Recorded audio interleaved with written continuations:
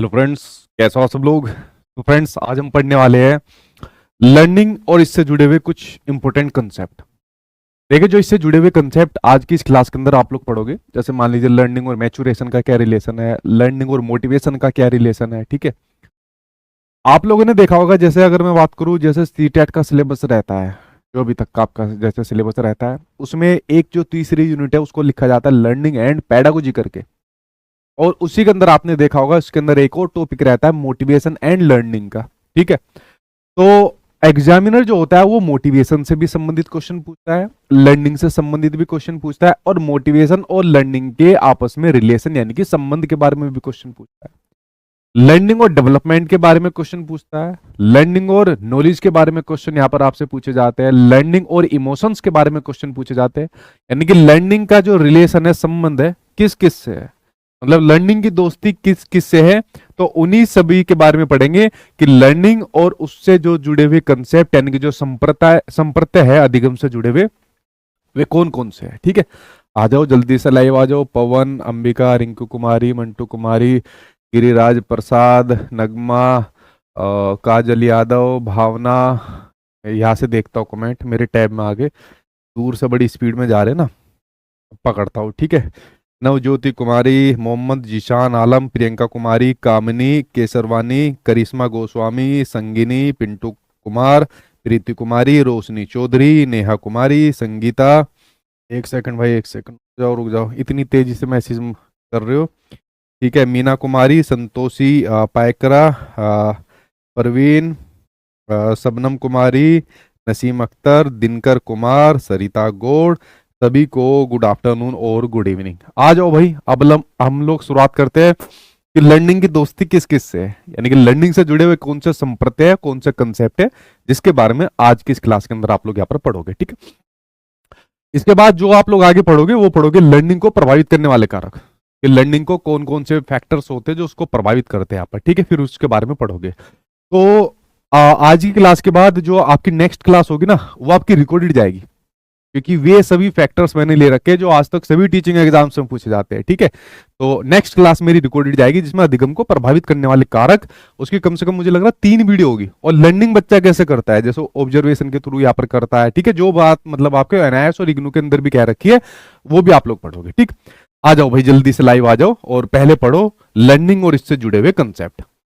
देखिए, लर्निंग और इससे जुड़े हुए कंसेप्ट के अंदर मैंने आपको क्या बताया कि आप लोग पढ़ोगे लर्निंग का और मैच्योरेशन का, यानी कि अधिगम का और परिपक्वता का क्या संबंध है, अधिगम का और शिक्षण का यानी कि लर्निंग और टीचिंग का क्या संबंध है, लर्निंग और डेवलपमेंट यानी कि अधिगम और विकास का क्या संबंध है, अधिगम और ज्ञान लर्निंग और नॉलेज का क्या संबंध है, भावनाएं और सीखना यानी कि लर्निंग और इमोशंस का क्या संबंध है। अरे अभी प्रेरणा तो रह गया। छठा पॉइंट यहां पर आप लोग लिख लीजिए, अभिप्रेरणा कसौटी जिंदगी वाली नहीं है, और अधिगम, अभिप्रेरणा और अधिगम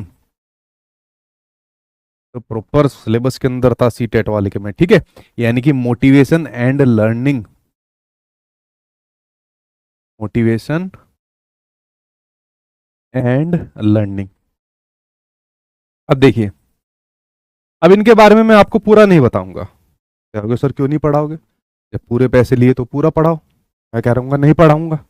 ठीक है, अब कोई ये कहेगा सर ये तो गलत बात है, पैसे पूरे ले रहे हो और पढ़ा हमें आधा रहे हो। हाँ, मैं आधा पढ़ाऊंगा, बताओ क्या करोगे। देखो ध्यान से सुनो मेरी बात को, हमारे जो लर्निंग की सीरीज चल रही है, लर्निंग में आपको पढ़ा रहा हूँ, जो आपके सिलेबस के अकॉर्डिंग चीजें होनी चाहिए, लर्निंग पढ़ा रहा हूँ। बट मैं अगर आपसे बात करूँ, जैसे लर्निंग और मोटिवेशन की बात करूँ, तो वो मोटिवेशन अपने आप में एक बहुत बड़ा चैप्टर होता है। इसको मैं अलग से आपको पढ़ाऊंगा, पूरा डेप्थ में पढ़ाऊंगा। मोटिवेशन क्या होती है, मोटिवेशन से जुड़े इनफैक्ट कुछ थ्योरीज आपको बताऊंगा। मोटिवेशन के अंदर आप जो आंतरिक और बाह्य, इंट्रिंसिक और एक्सट्रिंसिक पढ़ते हो, वो आप लोग पढ़ोगे। ठीक इसी प्रकार से मान लीजिए लर्निंग और डेवलपमेंट की बात हो रही है, तो मैं डेवलपमेंट नहीं पढ़ाऊंगा आपको, डेवलपमेंट में आगे बढ़ाऊंगा आपको कि डेवलपमेंट क्या होती है, डेवलपमेंट के जो सिद्धांत होते हैं, प्रिंसिपल होते हैं, वो क्या होते हैं, डेवलपमेंट के अंदर उसकी स्टेजेस, अवस्थाएं क्या होती है, वो मैं आपको यहाँ पर बताऊंगा। ठीक है, उसी प्रकार से बाकी चैप्टर्स की भी मैं आपके सामने यहाँ पर जो बात कर रहा हूं, मैं सिर्फ आज की क्लास में ये बताऊंगा कि लर्निंग और बाकी जो इसके कंसेप्ट है उसका आपस में क्या रिलेशन है। आप लोग मेरी बात को समझे। तो इन जितने भी ये चैप्टर है, लाइक आपका मोटिवेशन, अलग से पूरा डेप्थ में आपको पढ़ाऊंगा। हो गए पैसा वसूल, अब तो नहीं कहेगा कोई सा। ठीक है, डेवलपमेंट है उसको हम लोग पूरा पढ़ेंगे। ठीक है, इसी प्रकार से हम एक एक चीज को पूरा यहाँ पर पढ़ने वाले हैं। समझ गए भैया आप लोग इसके बारे में? ठीक, देखिए सबसे पहले आप लोगों को ये जाननी पड़ेगी, जैसे मैं सबसे पहले उठा लेता हूँ एक लर्निंग का पहला दोस्त मैं उठा लेता हूँ। लर्निंग का जो पहला दोस्त मैं यहाँ पर उठाता हूँ, वो लर्निंग का पहला दोस्त उठाता हूँ मैच्योरेशन को। ठीक है, किसको उठाता हूँ? मैच्योरेशन को उठाता हूँ। हम लोग यहाँ पर बात कर रहे हैं लर्निंग की, यानी कि जो अधिगम होता है, और हम लोग यहां पर बात कर रहे हैं मैच्योरेशन की, यानी कि परिपक्वता की बात कर रहे हैं। इसकी परिपक्वता की बात कर रहे हैं। अब लर्निंग के बारे में तो आप लोगों ने पढ़ा अच्छे प्रकार से, लर्निंग के बारे में आपने पढ़ा, जो हमारी अभी इससे पहले फर्स्ट क्लास हुई थी, लर्निंग क्या होती है, लर्निंग की कितनी विशेषताएं होती है। जो बच्चे भी डेली बैच लेते जा रहे हैं या जिनको बैच के अंदर सभी बच्चों को ऐड कर दिया है, ठीक है, ये जो एक के साथ दूसरा बैच है ना, ये कोई नहीं देने का आपको आपके सचिन सर के अलावा। तो आई होप आप लोग बैच के अंदर ऐड हो गए होंगे। पता है क्या है कि भारी संख्या में बच्चा था, पिछले साल भर तक के सारे सभी बच्चों को ऐड किया था, तो इसलिए हमें एक दिन फालतू लग गया। ठीक है, तो कुछ बच्चे ऐसे होंगे शायद 5-7% जिसको मतलब फर्स्ट क्लास के बाद जो ऐड हुए होंगे, क्योंकि लगातार हम ऐड करते जा रहे थे तो इसलिए थोड़ा समय लग गया। और जो बच्चे डेली भी बैच लेते जा रहे हैं, तो पहली क्लास आप देखना लर्निंग क्या होती है, उसकी क्या विशेषताएं होती है, तो सब मैंने आपको बता रखा है। तो हम जैसे बात कर रहे थे लर्निंग के बारे में, ठीक उसी प्रकार से हम लोग बात कर रहे हैं मैच्योरेशन यानी कि परिपक्वता के बारे में। अब मैच्योरेशन क्या होती है? मैच्योरेशन क्या होती है? जो आपके कह सकते हो जेनेटिक डिस्पोजिशन की वजह से होती है। किसकी वजह से होती है?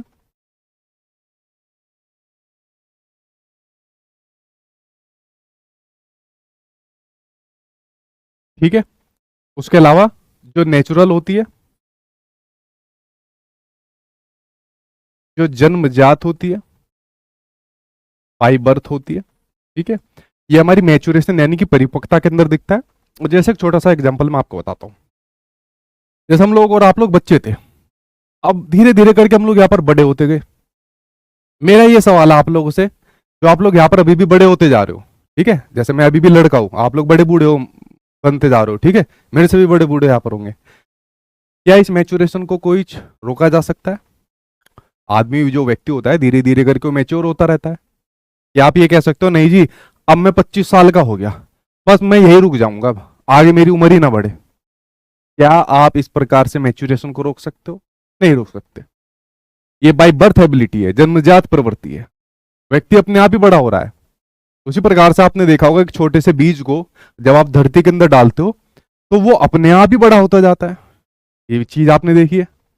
तो क्या आपने ये बड़े होने की प्रक्रिया को अपने आप सीखा है? क्या आप में से कोई व्यक्ति ऐसा है जो ये कहता हो नहीं जी मेरे हाथ में है, अपने आप ही मैं सीख सीख के बड़ा होता जा रहा हूं? अरे भाई अपने आप कैसे हो जाओगे बड़े? ये तो बाई बर्थ है, ये तो ऊपर वाले का करिश्मा है, ये तो भगवान की कह लीजिए एक, जो भगवान में बिलीव करते हैं उनको मैं यहाँ पर कह रहा हूँ कि भगवान ने ऐसी फैक्ट्री, ऐसी मशीन हमारी बना रखी है कि देखो हम लोग अपने आप यहाँ पर बड़े होते जा रहे हैं। मैच्योरेशन होती है बाय बर्थ, यहाँ पर होती है। ठीक है, क्या होती है? मैच्योरेशन बाय बर्थ होती है। तो मैच्योरेशन होती है हमारे जेनेटिक्स की वजह से, जेनेटिक डिस्पोजिशन की वजह से होती है। ठीक है, तो ये मैच्योरेशन यहाँ पर देखने को मिलती है, ये भी लर्निंग को प्रभावित करती है। अगर मान लीजिए जेनेटिक तौर पर किसी बच्चे के अंदर कोई प्रॉब्लम आ गई, जैसे जेनेटिक तौर पर आप लोग डाउन सिंड्रोम आपने नाम पढ़ा होगा, ठीक है, तो एक बाई बर्थ प्रॉब्लम हो जाती है, जो क्रोमोजोम्स हमारे होते हैं गुणसूत्र, ठीक है, जो मदर के होते हैं फादर के होते हैं, तो एक्स्ट्रा गुणसूत्र की वजह से वो एक बीमारी होती है, बहुत गंभीर बीमारी होती है, तो डाउन सिंड्रोम हो जाता है, जेनेटिक तौर पर हो जाती है। आपने देखा होगा और भी जेनेटिक तौर पर आजकल बहुत बच्चों के अंदर न्यूरो से संबंधित, मस्तिष्क से जुड़ी बहुत सारी बीमारियां चल रही है। तो कई बीमारियां होती है जो जेनेटिक तौर पर होती है, मतलब हमारे मदर फादर को हुई होगी या हमारे दादा दादी को किसी को यहाँ पर हुई होगी, तो हमें भी मतलब यहाँ पर होगी।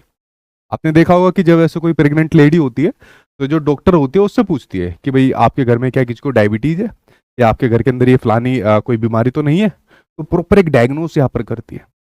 तो जब बात आती है आपकी मैच्योरेशन की बात आती है, तो मैच्योरेशन बाई बर्थ यहाँ पर आपकी चलती रहती है। बाई बर्थ कह रहा हूँ मैं, मतलब बच्चा माँ के पेट में होता तभी से ये मैच्योरेशन आपकी यहाँ पर चलती रहती है। तो मैच्योरेशन एक नेचुरल प्रक्रिया है, प्राकृतिक प्रक्रिया है भाई, तो मैंने और आपने सीखा नहीं है। ठीक है, ये जो मान लीजिए कोई बीमारी आ गई, डाउन सिंड्रोम आ गई, उसको हमने सीखा नहीं है, हम जो यहाँ पर बड़े हो रहे हैं, हमारे शरीर का जो डेवलपमेंट यहाँ पर हो रहा है बाय बर्थ हो रहा है, नेचुरल तरीके से यहाँ पर हो रहा है। तो आपके सामने मैच्योरेशन एक कह सकते हो परिपक्वता यहाँ पर इस चीज को यहाँ पर दिखा रही है, ठीक है। लेकिन जब आप बात करते हो लर्निंग की, अधिगम की बात करते हो, तो लर्निंग का मतलब है सीखना। मतलब आप लोग जहां पर कोई चीज सीखते हो, कैसे सीखते हो भाई? जो आपके एक्सपीरियंस यानी कि जो आपके अनुभव होते हैं, जो आपके एक्सपीरियंस यानी कि अनुभव होते हैं, उसके माध्यम से आप लोग सीख रहे होते हो। आपकी कोई ट्रेनिंग यानी कि प्रशिक्षण होता है, के माध्यम से आप लोग सीख रहे होते हैं। जैसे अभी आपकी ट्रेनिंग चली, एनसीटी ने जो आपके डीएलएड बीएड के कोर्स करा रखे हैं वो पढ़ा, फिर अभी सीटेट टेट पढ़ा, फिर डीएसएस भी कुछ पढ़ रहे हो, तो उसके माध्यम से आप लोग यहाँ पर सीख रहे होते हो। ट्रेनिंग्स के माध्यम से यहाँ पर सीख रहे होते हो, या कुछ बिहेवियर के द्वारा या व्यवहार के द्वारा आप लोग यहाँ पर सीख रहे होते हो, या व्यवहार में जो एक स्थायी परिवर्तन कर लेते हो। तो लर्निंग के अंदर तो हम लोग कोई चीज सीख रहे हैं, जैसे आप लोग अभी मेरे से सीख रहे हो यहाँ पर ईडबी के बारे में, पैडागोजी के बारे में, आप कुछ भी इसको कह लीजिए। अभी आप लोग मेरे से सीख रहे हो, बट यार मैच्योरेशन के अंदर तो आपको सीखने की जरूरत नहीं पड़ी ना। ये तो बाई बर्थ हुई, मतलब जन्म से एक ऐसी प्रवृत्ति हुई है कि नेचुरल प्रक्रिया हुई जिसमें व्यक्ति अपने आप ही यहाँ पर चीजों को सीख रहा है। तो यहाँ पर एक बहुत बड़ा कॉन्ट्रडिक्शन कभी कभी आ जाता है। इसके बारे में बड़े बड़े मनोवैज्ञानिकों के बीच में भी मतभेद यहाँ पर रहे हैं कि भाई ये प्रक्रिया आपस में संबंधित तो होती है। ध्यान रखना इस वाली बात को, ये क्वेश्चन एग्जाम में पूछा गया क्वेश्चन है जो अभी मैं आपको बता रहा हूँ कि जो मैच्योरेशन और जो लर्निंग होती है, ठीक है, इनके बीच में अगर मैं संबंध की बात करूं, रिलेशन की बात करूं, तो एक दूसरे से संबंधित तो होती है, एक दूसरे से संबंधित होती है, यानी कि इंटर रिलेशन होता है भाई, आपस में एक दूसरे से संबंधित होती है, ठीक है। उसके साथ में पहले मैं लिख देता हूं, जो आपकी मैच्योरेशन होती है, परिपक्वता होती है, मैच्योरेशन, लर्निंग यानी जो अधिगम होती है, उसका एक अनिवार्य यानी कि इसेंशियल आधार है, ठीक है। एक और बड़ा महत्वपूर्ण पॉइंट, और एक टीचिंग एग्जाम के अंदर भी पूछा गया था कि अधिगम और परिपक्वता, अधिगम और परिपक्वता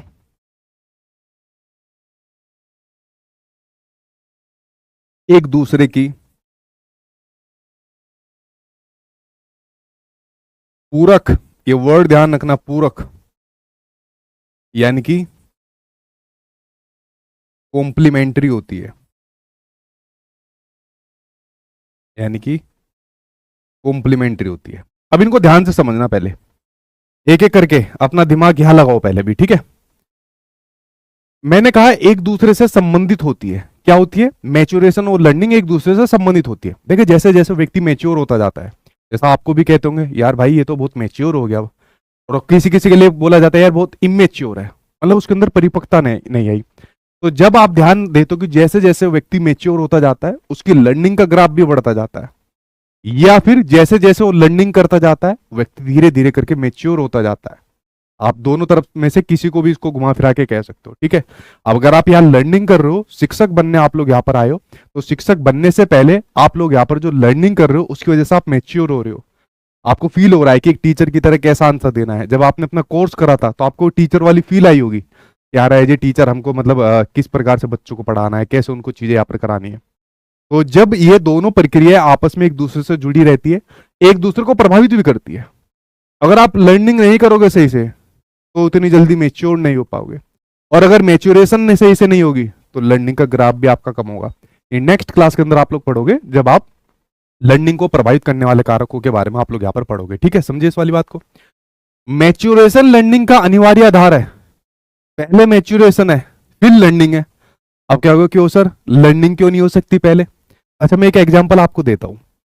जैसे मान लीजिए आपने कोई बीज डाल दिया, ठीक है, किसी पेड़ का बीज डाल दिया कि भाई कोई पौधा लगाना है, पेड़ लगाना है, और ये यहाँ पर आपने मिट्टी के अंदर कोई बीज डाल दिया, ठीक है।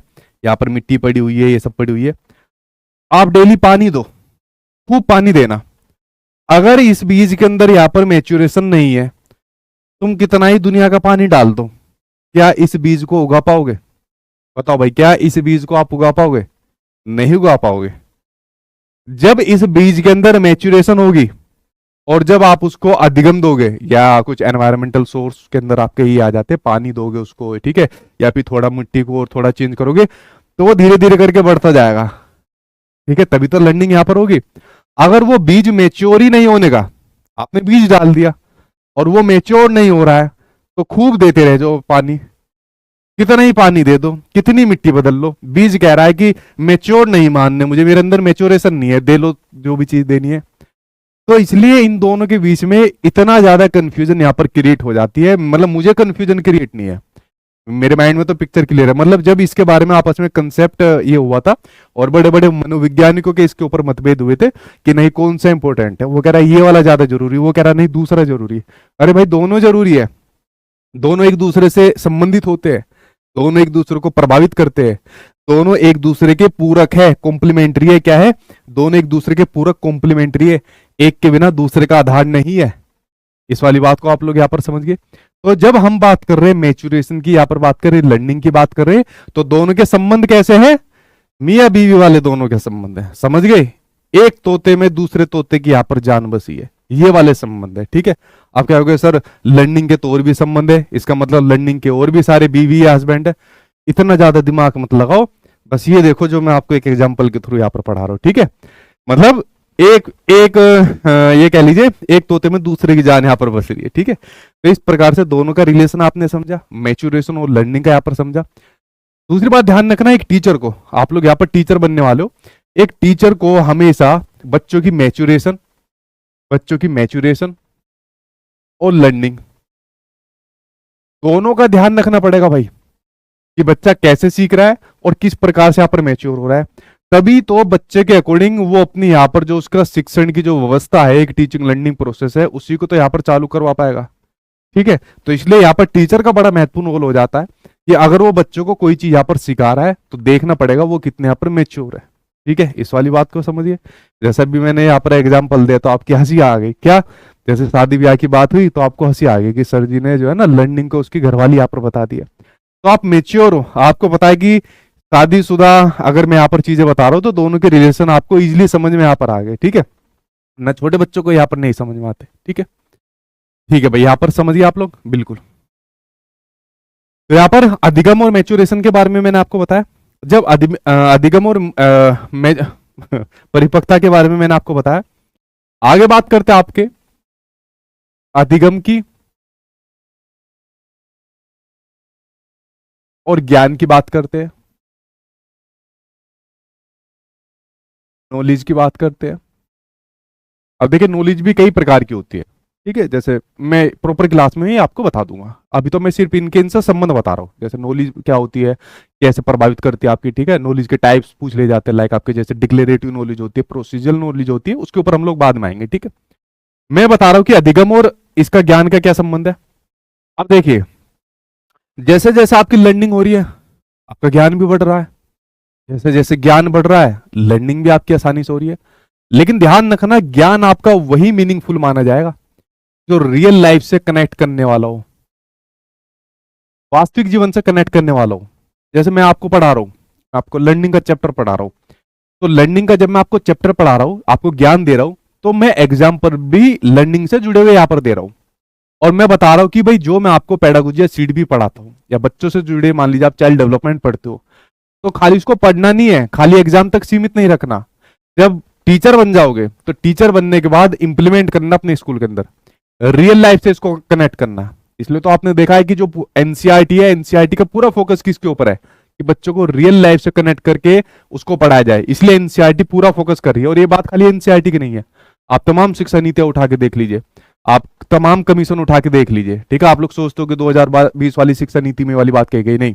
68 में जब पहली आई थी उसमें कही गई थी, उससे पहले भी कही गई थी आपकी, ठीक है। 86 में कही गई थी, 92 में अमेंडमेंट हुआ, सेम कही गई, 2020 में यहाँ पर कही गई। आपको इसे एनसीएफ को उठा लीजिए, आप 75 उठा लीजिए, 88 वाला उठा लीजिए, 2000 वाला आप लोग उठा लीजिए, 2005 वाला उठा लीजिए, और अभी जो आपके सामने 2023 वाला जो आया एनसीएफ एसयू करके, तो सभी में ये वाली बात कही गई है कि बच्चों को भाई रियल लाइफ से कनेक्ट करके आप लोग यहाँ पर पढ़ाइए। तभी एनसीईआरटी की बुक्स में इस प्रकार के पिक्चर्स, इस प्रकार के एग्जाम्पल दिए रहते हैं जो बच्चों को रियल लाइफ से यहाँ पर कनेक्ट करता हो। समझ गए भैया आप लोग इस वाली बात को, ठीक है। दूसरा ज्ञान जो है ऑथेंटिक टास्क पर आधारित हो। ऑथेंटिक टास्क यानी कि जो अर्थपूर्ण कार्य होते हैं, जो यहां पर अर्थपूर्ण कार्य होते हैं उस पर आधारित होनी चाहिए। मतलब कोई भी आप नॉलेज ग्रहण कर रहे हो ना, वो अर्थपूर्ण हो, मीनिंगफुल हो। नेक्स्ट क्लास में आप लोग पढ़ोगे मीनिंगफुल लर्निंग के बारे में, यानी जो अर्थपूर्ण अधिगम होता है। तो जो भी आप ज्ञान ले रहे हो वो ऑथेंटिक टास्क हो। अब आप लोग मेरे पास पढ़ने आ गए, अब मान लीजिए आपके सिलेबस के अंदर आपका लर्निंग के बारे में दिया हुआ है, तो लर्निंग का आप लोग मेरे पास पढ़ने आ गए, और मैं लर्निंग की जगह पढ़ा दूं आपको कुछ और। मान लीजिए जैसे सीटेट का एग्जाम आपका है, तो सीटेट के एग्जाम में आपके लर्निंग के मनोवैज्ञानिक नहीं पूछे जाते, जो आप लोगों ने अपने कोर्स के दौरान ये थॉर्नडाइक, पावलो, स्किनर वगैरह पढ़े हैं। अगर मैं बात करूं आपके डीएसएसबी के जैसे एग्जाम की बात करूं, तो उसके अंदर पूछे जाते हैं। अगर मैं सीटेट वाले बच्चों को वो मनोवैज्ञानिक भी पढ़ा दूं तो वो उल्टा हो जाएगा, क्यों? क्योंकि उसके सिलेबस में नहीं है। और अगर डीएसएसबी वाले बच्चों को मनोवैज्ञानिक ना पढ़ाओ तो भी उल्टा हो जाएगा, क्यों? क्योंकि उनके सिलेबस में पूछे जाते हैं। इसलिए जो भी नॉलेज, जो भी ज्ञान ग्रहण करो वो ऑथेंटिक टास्क आधारित, मतलब वो आपका ऑथेंटिक होना चाहिए, आपके सिलेबस से संबंधित होना चाहिए, मीनिंगफुल होना चाहिए, उद्देश्यपूर्ण यहाँ पर होना चाहिए। इस वाली बात को आपको ध्यान रखना है। तो जब यहाँ पर बात आती है अधिगम की और ज्ञान की यहाँ पर बात होती है, तो दोनों के बीच में, इनके बीच में भी क्या देखने को मिलता है? पॉजिटिव रिलेशन, पॉजिटिव संबंध देखने को मिलता है।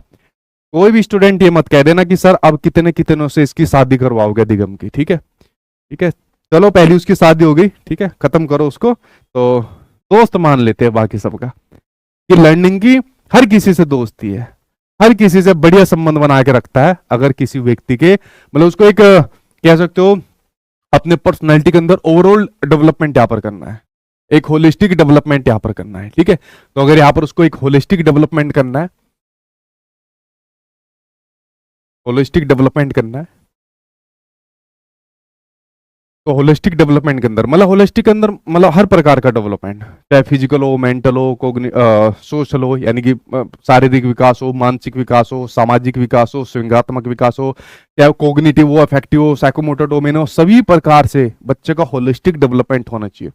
और उस होलिस्टिक डेवलपमेंट के लिए लर्निंग का होना बहुत ज्यादा यहाँ पर जरूरी है, ठीक है। सर जी आप शादी कब करोगे? बस यही क्वेश्चन पूछने लग जाओ।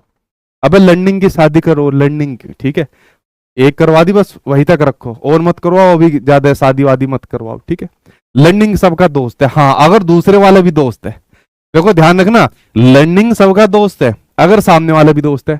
अगर मान लो नॉलेज दोस्त नहीं है, कोई ज्ञान ग्रहण नहीं कर रहा, तो लर्निंग भी नहीं कर पाएगा। तो लर्निंग ऐसा दोस्त है कि भाई अगर तू मेरे जैसा है तो मैं तेरे से दोस्ती करूंगा, वरना मैं तेरे से दोस्ती नहीं करूंगा। इस वाली बात को आप लोग यहाँ पर समझ गए, ठीक है, ठीक है। तो ये अधिगम और ज्ञान के बारे में मैंने आपको बताया। उसके अलावा आप लोगों ने देखा होगा जो आपका डेवलपमेंट होता है, विकास होता है। जब मैं बात कर रहा हूं विकास की बात कर रहा हूं, डेवलपमेंट की बात कर रहा हूं,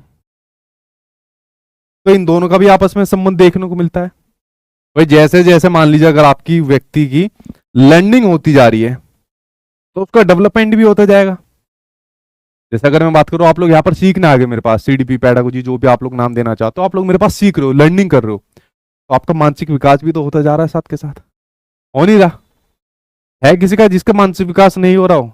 सभी का हो रहा होगा, ठीक है। तो इस प्रकार से आपने देखा, अगर आप लोग लर्निंग नहीं करोगे तो आपका मानसिक विकास फिर नहीं होगा।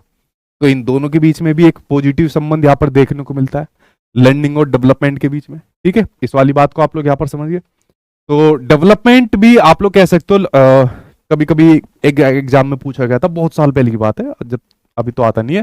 डेवलपमेंट भी आपका लर्निंग और मैच्योरेशन की दोनों ही प्रक्रियाओं का परिणाम होता है। अभी तो जैसे डेवलपमेंट के बारे में आप लोग पढ़ते हो, हेरिडिटी एनवायरनमेंट की परस्पर क्रियाओं का परिणाम है, ठीक है। लेकिन जो आपका डेवलपमेंट होता है वो लर्निंग और मैच्योरेशन की भी परस्पर क्रियाओं का परिणाम होता है। इस वाली बात को भी ध्यान रखना। डेवलपमेंट तभी हो पाएगा जब बच्चे की लर्निंग और मैच्योरेशन की दोनों में आपस में परस्पर क्रिया यहाँ पर रहेगी। इस बात को आप लोग यहाँ पर समझ गए, ठीक है। तो इससे भी संबंधित होता है। और कौन सा रह गया भाई इसका दोस्त? कौन सा रह गया? शिक्षण हो गया। शिक्षण के बारे में बात करते हैं। अब देखिए शिक्षण जो है ना, अपने आप में एक बहुत बड़ा चैप्टर यहाँ पर बन जाता है, ठीक है, अपने आप में बहुत बड़ा चैप्टर पड़ जाता है। लेकिन शिक्षण के बारे में आपको क्या ध्यान रखना है, ठीक है, लर्निंग में शिक्षण के बारे में आपको क्या ध्यान रखना है कि जब आपको शिक्षण मिलेगा, जब मैं आपको पढ़ाऊंगा तभी तो लर्निंग करोगे। अगर मैं आपको नहीं पढ़ाऊंगा तो क्या लर्निंग करोगे? क्या होगा सर जी, किताब से पढ़ लोगे। अबे भाई उसमें भी तो शिक्षण ही लोगे आप, किताब अपने आप ही पढ़ लोगे, कुछ ना कुछ कंसेप्ट तो आपको कोई समझाएगा। अच्छा अगर आप लर्निंग नहीं करोगे तो मैं किसको शिक्षण कराऊंगा? मैं भी नहीं करा पाऊंगा। तो हमारा और आपका दोनों का होना बहुत ज्यादा जरूरी है। भाई मैं आपको शिक्षण दूंगा और आप लोग लर्निंग करोगे, आप लोग अधिगम करोगे, जैसे कि अभी हमारा चल रहा है। और इसी प्रक्रिया को एक टर्म के रूप में जान लिया जाता है, टीचिंग लर्निंग प्रोसेस, शिक्षण अधिगम प्रक्रिया, टीचिंग लर्निंग प्रोसेस, शिक्षण अधिगम प्रक्रिया। अब देखिए हम टीचिंग के बारे में ये नहीं पढ़ रहे, टीचिंग क्या होती है, टीचिंग के नेचर क्या होते हैं, टीचिंग की विशेषताएं क्या होती है, टीचिंग के लेवल्स क्या होते हैं, टीचिंग के मॉडल्स यहाँ पर क्या होते हैं, ठीक है, या टीचिंग से संबंधित कोई एक दो थ्योरी यहाँ पर क्या होती है। हम सिर्फ ये जान रहे हैं कि टीचिंग और लर्निंग के बीच में क्या संबंध होता है। पॉजिटिव संबंध होता है भाई, दोनों के बीच में पॉजिटिव है, इनके बीच में भी दोनों, ये भी एक दूसरे को क्या काम करते हैं, ये भी एक दूसरे को प्रभावित करते हैं। अगर मैं आपको शिक्षण ही नहीं दूंगा तो पढ़ोगे क्या, लर्निंग कैसे करोगे? या तो सर दूसरे का बैच ले लेंगे, अबे वो भी तो टीचिंग कराएगा आपको, ठीक है। तो इस वाली बात को आप लोग यहाँ पर समझ गए कि इनके बीच में भी आपका पॉजिटिव रिलेशन होता है, दोनों एक दूसरे को प्रभावित करते हैं। और टीचर को अपनी जो टीचिंग लर्निंग प्रोसेस है, जो शिक्षण अधिगम की प्रक्रिया जो यहाँ पर कौन चला रहा है, शिक्षण अधिगम की प्रक्रिया जो यहाँ पर एक टीचर चला रहा है। तो इस पूरी की पूरी शिक्षण अधिगम प्रक्रिया को टीचर को किसके अनुरूप करना चाहिए, बच्चों के अनुरूप करना चाहिए, यानी कि बाल केंद्रित करना चाहिए, चाइल्ड सेंटर्ड यहाँ पर रखना चाहिए। कैसा? बाल केंद्रित यानी कि चाइल्ड सेंटर्ड यहाँ पर रखना चाहिए शिक्षण अधिगम प्रक्रिया को। जैसे मान लीजिए आपको कोई पॉइंट समझ में नहीं आया, तो मैंने कहा कौन सा समझ में नहीं आया, आपने कहा सर ये नहीं आया, दोबारा बता दो। मैं कहूंगा दोबारा पूछ ले, फिर वो कहेगा सर फिर से समझ में नहीं आया, तिबारा बता दो। मैंने कहा तिबारा पूछ ले, फिर वो कहेगा चौथी बार समझ में नहीं आया, मैंने कहा लट तोड़ूंगा। ऐसा मैं नहीं कह सकता, ये नहीं कि मैंने आपसे फीस ले रखी है, ऐसा मैं इसलिए नहीं कह सकता कि कभी भी टीचर को अगर बच्चे के अनुरूप वो उस मेथड्स को नहीं दे पा रहा, उस अप्रोच को यहाँ पर यूज नहीं कर पा रहा, तो टीचर ही मुजरिम है, टीचर ही दोषी है, टीचर ही बेकार है। तुम तो बढ़िया ही हो, मतलब तुम्हें इतना बढ़िया माना है, जो कि तुम लोग इतने हो नहीं, लेकिन इतना बढ़िया माना है कि बच्चा गलतियां कर रहा है, कोई बात नहीं, गलती करने तो वो भी अच्छी है। अच्छा भाई अगर गलती पे कुछ कह दो, कह ही नहीं सकते तुम, तुम्हारे हाथ तोड़ देंगे टीचर। मैंने कहा यार हमको तो स्कूल में बहुत मारा है, तो तुम्हें मारा होगा, तुम्हें उस टाइम बताने वाला कोई सचिन चौधरी जैसा तुम्हारा सर नहीं मिला होगा। और सर अगर ये फेल हो गया तो हो जाने दो, फेल हो गया तो तुम्हारी गलती है। मैंने मेरी क्या गलती है, मैंने तो अच्छे तरीके से पढ़ाया। नहीं तुम्हारे पढ़ाने में कोई गड़बड़ी हुई होगी, तुमने सही मेथड, सही कंटेंट, सही टीएलएम का यूज नहीं करा, है ना, कमाल के आदमी। अच्छा तुम्हारे साथ प्रिंसिपल की भी गलती है, मैंने कहा हाँ उसकी तो जोड़ो। अच्छा तुम्हारे साथ स्कूल भी की गलती है, मैंने कहा तो बड़ी सीरियस हो रही। अच्छा तुम्हारे साथ पूरे एजुकेशन सिस्टम की गलती है। तो देखो कितनी बड़ी बात एक बच्चे के लिए कही जाती है कि अगर बच्चे को कोई प्रॉब्लम हो रही है, इनफैक्ट बच्चा फेल भी हो रहा है, तो पूरा एजुकेशन सिस्टम फेल हो गया, बच्चों को फेल यहाँ पर नहीं माना जाएगा। एक हमारे घर वाले थे, नंबर कम आ जाए बस दे धड़ाधड़। एक हमारे कई यार दोस्त थे, ठीक है, उनको खूब तोड़ा जाता था। एक दोस्त के भाई मैंने पहले भी एग्जांपल दिया था, हमारे दोस्त में जो फर्स्ट आता था उसके 92-93% आते थे, उसके पिताजी बेल्ट से मारते थे। मैंने कहा यार हम तो लोहे की गर्म उससे सरियाओं से मारे जाएंगे जब ऐसी हालत है यहाँ पर। तो इस वाली चीज को आपने यहाँ पर देखा कि बच्चा कितना महत्वपूर्ण है। एक टीचर के टीचिंग लर्निंग प्रोसेस के लिए जो उसकी सारी की सारी ये प्रोसेस जो प्रक्रिया चल रही है वो बच्चे के अनुरूप चल रही है। जैसे मैं आपके अनुरूप यहाँ पर चला रहा हूँ, सारा कंटेंट दे रहा हूँ, सारी सुविधाएं दे रहा हूँ, सारे रिसोर्स यहाँ पर दे रहा हूँ। अब क्या होगा सर हमने तो पैसे दिए इसलिए दे रहे हो। अबे भाई जब स्कूल में जाके जब टीचर पढ़ाएगा तो जब तो सरकार देगी ना पैसा, लेकिन टीचर तो उसी के अनुरूप सारी चीज यहाँ पर करेगा। इस वाली बात को आप लोग यहाँ पर समझिए। कितने लोगों के साथ ये हुआ था जो मैंने भी एग्जाम्पल दिया स्कूल में।